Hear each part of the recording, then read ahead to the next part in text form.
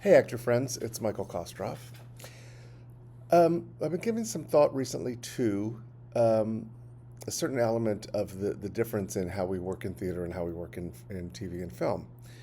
Um, Sometimes we can start a theater project almost as a blank slate. I don't know about you, but sometimes it's not unusual for me to come in uh, unmemorized for a play. Sometimes the script is still being worked on. With I often will come in with not a lot of choices having been made.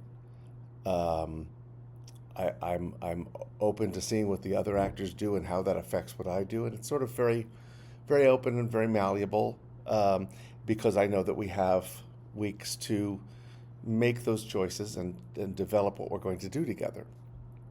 Obviously, with film and television, on camera work, I'm telling you things you know.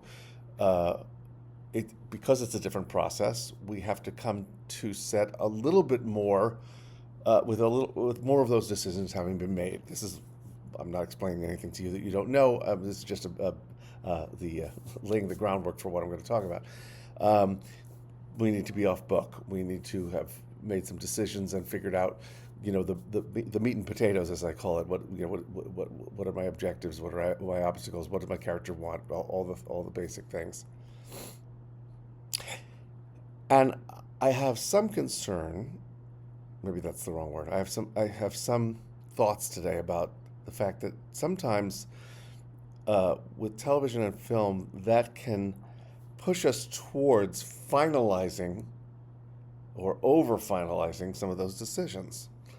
As I've gone along in my work, I've tried to bring some of that openness that I bring to a first rehearsal in theater, or the theater or the rehearsal process, to my work on set. Certainly, I know my lines, and certainly I've developed a grasp of what's happening in the scene.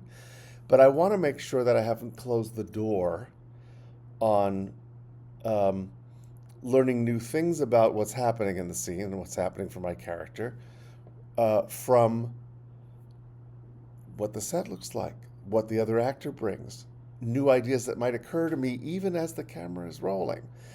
Um, and that's a very exciting, adventurous kind of a place to be, to have that kind of openness, even while the thing is happening. We get so wrapped up, and I've addressed this before, getting it right and not wasting anyone's time and doing it well and all these things that I think are not great for good acting.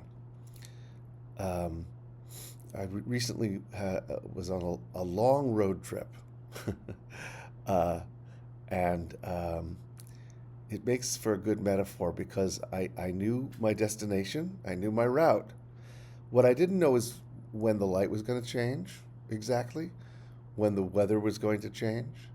I didn't know when there might be a surprise detour. I didn't know exactly what the landscape was going to look like, or uh, when I was going to get tired and need to pull off for a little rest, or go to the bathroom, or stop for the night. All the same journey, all the same objectives, all the same everything. But I was engaged the whole time that I was driving. Obviously, you have to be, uh, because there are so many moving parts that you encounter that are surprises along the way. And I thought, God, what a great way to approach acting work, to be engaged to the point where you're like, okay, what's happening now? Second to second to second to moment to moment to moment to moment. And I want to encourage myself and all of you to, even when it is film and television, even when it's, you know, obviously, we don't have time to stop and discuss and have a long process, but uh, that does not mean that you have to chop off the continuing openness and the awareness to um, impulses as the cameras are rolling, as the scene is happening. That's a very very exciting place to be.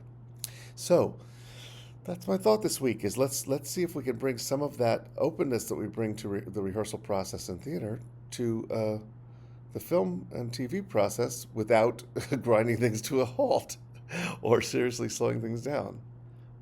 What do you think? I think that's a pretty exciting idea.